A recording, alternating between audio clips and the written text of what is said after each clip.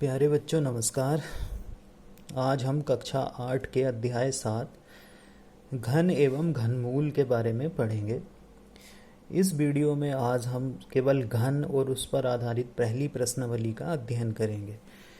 तो जैसे बच्चों इससे पहला पार्ट था वर्ग एवं वर्गमूल, उसमें मैंने आपको वर्ग के बारे में बताया था।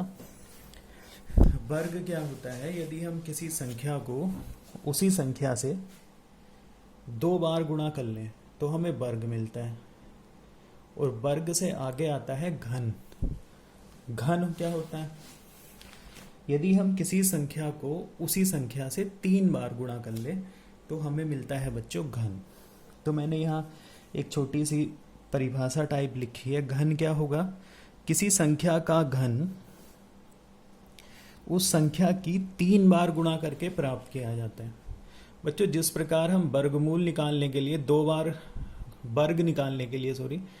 बार गुणा करते थे, उसी प्रकार यदि हमें घन निकालना है तो हम 3 बार गुणा करेंगे।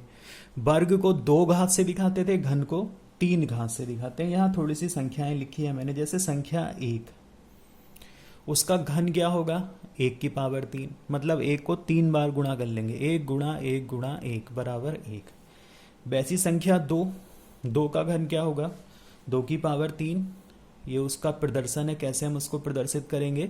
और 2 की 3 बार गुणा कर लेंगे, 2 गुणा 2 गुणा 2, और उसका घन हो जाएगा 8। वैसे ही 3 का घन मतलब 3 की पावर 3। घन को इंग्लिश में क्यूब बोलते हैं, तो मैं इसे 3 क्यूब भी बोल दूंगा। तो 3 गुणा 3 गुणा 3, 3 तिया 9 और 9 तिया 27। 3 का घन हो जाएगा 27। वैसे ही 4 का घन हो जाएगा बच्चों 64। 5 का घन हो जाएगा 125। 6 का घन हो जाएगा 216। 7 का घन हो जाएगा 343, मतलब 7 की 3 बार गुणा कर देंगे। 8 का घन हो जाएगा 512। 9 का घन हो जाएगा 729 और 10 का घन हो जाएगा 1000। ये मैंने यहाँ 1 से लेके 10 तक की संख्याओं के घन लिखे हैं। बच्चों हम यहाँ एक चीज़ और देख रहे होंगे, सम संख्या का जो घन है वो सम संख्या है। जैसे 2 का घन 8, वो भी सम संख्या। 4 का घन 64, वो भी सम संख्या। 6 का घन 216, वो भी सम संख्या। 8 का घन 512, वो भी सम संख्या। 10 का घन वो भी सम संख्या। तो सम संख्या का घन सम संख्या और विषम संख्या का घन विषम संख्या होती है। बच्चों एक अगली बात आती है पूर्ण घन संख्या। पूर्ण घन संख्या किसे कहते हैं? तो वो क्या होती है? यदि किसी संख्या के अभाज्य गुणनखंड में हम संख्या के अभाज्य गुणनखंड कर लें, और यदि प्रत्येक अभाज्य गुणनखंड 3 के समूह में आता है, तब हम उस संख्या को बोलते हैं पूर्ण घन संख्या। और यदि अभाज्य गुणनखंड प्रत्येक 3 के समूह में नहीं आएगा तो वह पूर्ण घन संख्या नहीं कहलाएगी। ये उसकी पहचान होती है। इसी पर आधारित हमारा पहले प्रश्नावली का पहला प्रश्न है। आइए देखते हैं उसे। प्रश्न है बच्चों, बताइए कि निम्नलिखित में से कौन सी संख्याएं पूर्ण घन है। तो सबसे पहली जो संख्या है वो है 216। तो हम क्या करेंगे? 216 के अभाज्य गुणनखंड करेंगे। चूंकि इसके लास्ट में 6 आ रहा है, ये एक सम संख्या है, तो ये 2 से कट जाएगी। हमने 2 से भाग मारा 216 को, 108 बार लगा। 2 एकम 2, 1 में नहीं जाएगा तो 0, और 2 अट्ठे 16। फिर 108 आया, फिर 2 से मारा, 2 पंजे 10, 2 चौका 8, 54 आ गया। अभी भी 2 से कटेगा। 5 में 2 दूनी 4 और 2 सत्ते 14। अब 27 आया, ये नहीं कटेगा। 3 से 27 में 9 बार भाग लगेगा। 3 से 9 में 3 बार लगेगा, और 3 एकम 3। अब हमने 216 के जितने अभाज्य गुणनखंड थे यहाँ लिख दिए। 216 बराबर 2 गुणा 2 गुणा 2 गुणा 3 गुणा 3 गुणा 3। अब हम देखते हैं कौन कौन सा अभाज्य गुणनखंड 3 के समूह में आता है। ये 2 3 बार आया तो मैंने उसके ऊपर लाइन लगा दी कि इन 2 का समूह 3 का बन चुका है। वैसे ही 3 भी 3 बार ही आया तो इसका समूह भी हो गया। अब यहाँ जितने भी गुणनखंड हैं बच्चों वो 3 के समूह में है, इसलिए हम इसे कहेंगे यह पूर्ण घन संख्या है।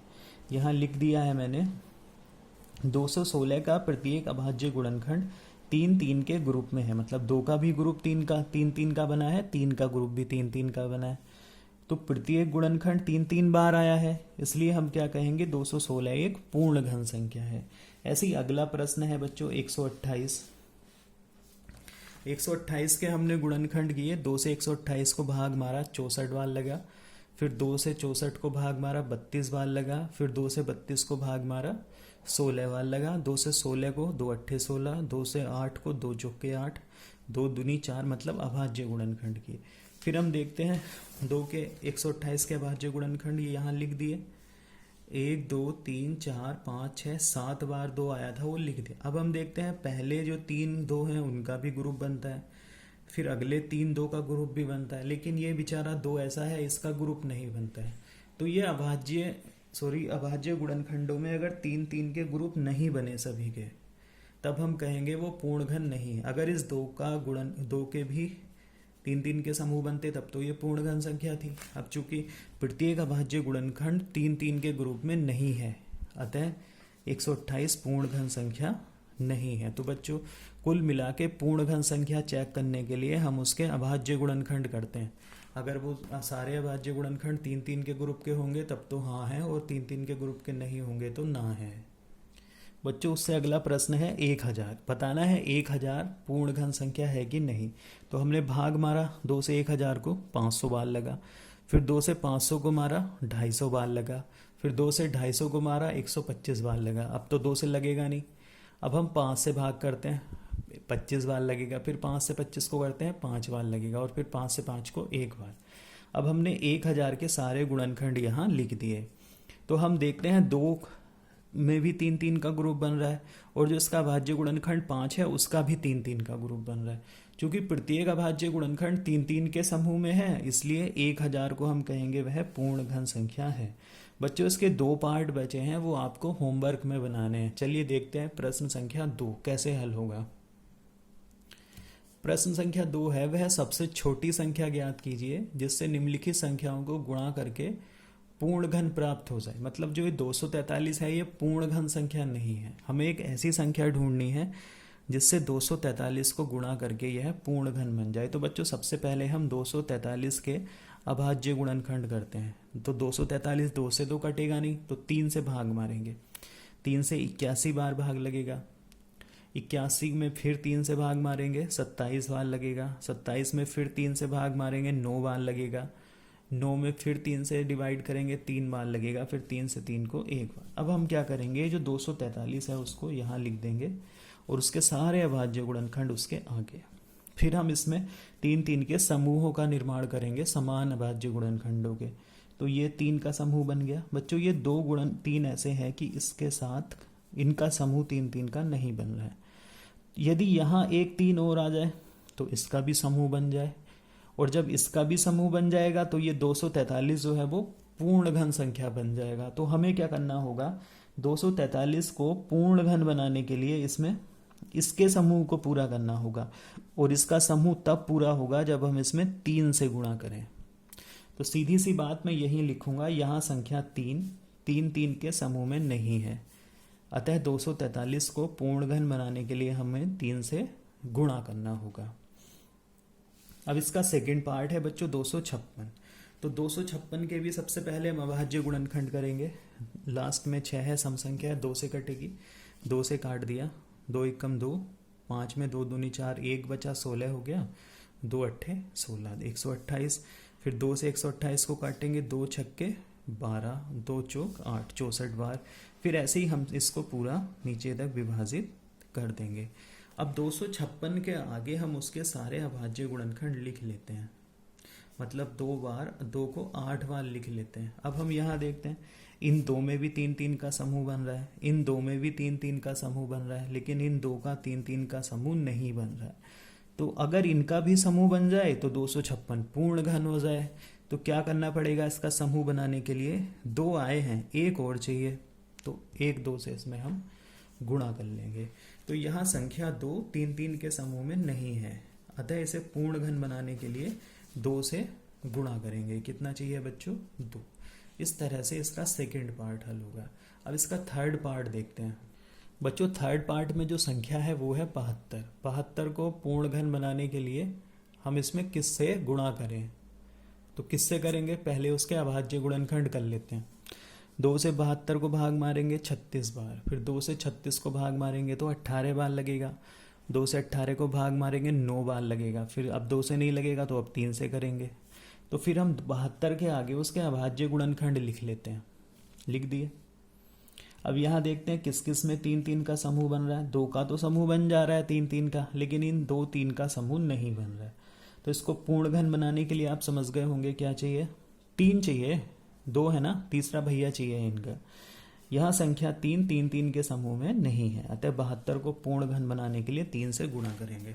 अब इसके नीचे है सरप्राइज, ये समझ गए, चौथा और पांचवा होमवर्क, इसको घर से करना है।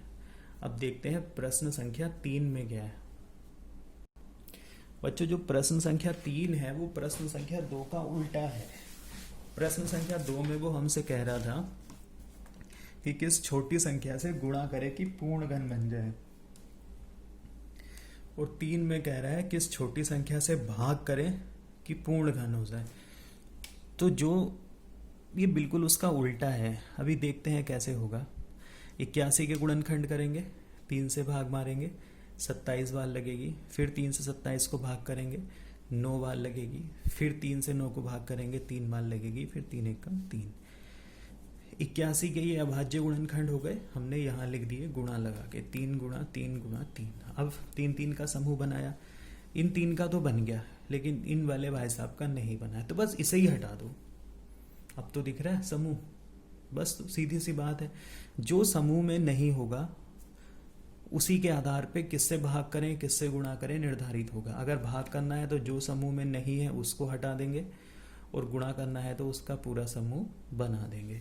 तो संख्या 81 को पूर्ण घन बनाने के लिए इस 3 को हटा दो, मतलब 3 से भाग कर दो, 3 से भाग करेंगे।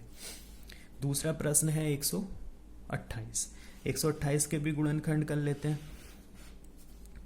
2 से 128 को भाग मारेंगे, 2 छक्के 12, 2 चौके 8, फिर 2 तिया 6, 2 दूनी 4, फिर 2 से 32 में 16 बार, 2 से 16 में 2 अट्ठे 16, 2 से 8 में 2 चौके 8, 2 दूनी 4, 2 एकम 2, 3 3 6 और एक 7 बार इसमें 2 आया है।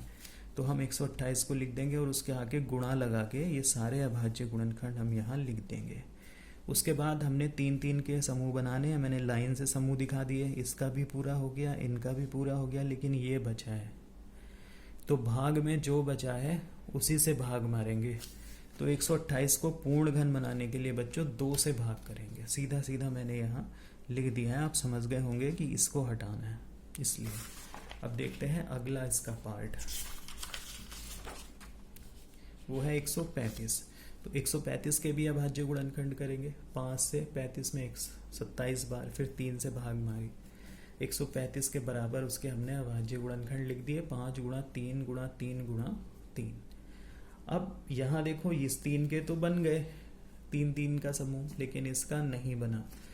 तो पूर्ण घन बनाने के लिए इसको भी 5 से हम भाग करेंगे, और ये सरप्राइज है, चौथा पांचवा होमवर्क में करना है। अब आगे है प्रश्न संख्या 4। परीक्षित प्लास्टिसिन का एक घनाभ बनाता है, मतलब उसके पास में एक घनाभ है और उसकी भुजाएं हैं 5 सेंटीमीटर, 2 सेंटीमीटर और 5 सेंटीमीटर। एक घन बनाने के लिए ऐसे कितने घनाभों की आवश्यकता होगी, मतलब एक छोटा सा घनाभ है उसके पास 5 गुणा 2 गुणा 5 का। अब वो कह रहा है ऐसे ऐसे घन आप मिला के उसको एक घन बनाना है, तो कितने चाहिए। तो बच्चों पहले तो हम इस घन की भुजाएं लिख देंगे, 5 सेंटीमीटर, 2 सेंटीमीटर, 5 सेंटीमीटर। उसके बाद इसका आयतन क्या होगा, लंबाई गुणा चौड़ाई गुणा ऊंचाई, 5 गुणा 5 गुणा 2।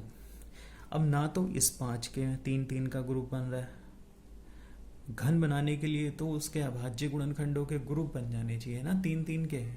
तो हम पहले वो देखते हैं कि इनके में 3 3 के ग्रुप बनाने के लिए हमें कौन कौन सी संख्याएं चाहिए। हम देखते हैं कि 5 गुणा 5 गुणा 2 में कोई भी गुणनखंड 3 3 के समूह में नहीं है, ये हम गुणनखंड मान लेते हैं जो भुजाएं उसने दी हैं, क्योंकि ये अपने आप में अभाज्य हैं। अब क्या करना पड़ेगा, ये 2 5 है, 3 का बनाना है तो 1 5 चाहिए, ये अकेला 2 है तो 3 3 के समूह के लिए 2 2 चाहिए। तो दी गई संख्या घनाभ की माप से एक पूर्ण घन बनाने के लिए हमें इन्हें 3 3 के समूह में बनाने के लिए 5 गुणा 2 गुणा 2 की आवश्यकता होगी। मतलब इस 5 के साथ एक 5 चाहिए और इस 2 के साथ 2 2 चाहिए। तो वही मैंने यहाँ लिखा, इनकी गुणा कर लेते हैं। 5 गुणा 2 बराबर कितना हो गया? 20। तो बच्चों ऐसे जो घनाभ है ना, वो 20 घनाभ हमें चाहिए, तब जाके ये जो परीक्षित है वो एक घन बना पाएगा। अतः हमें एक पूर्ण घन बनाने के लिए 20 घनाभ की आवश्यकता होगी। आशा करता हूँ बच्चों आप ये वीडियो अच्छे से समझ गए होंगे और इसको देख के आप अपनी प्रश्नावली को बना लेंगे। धन्यवाद बच्चों।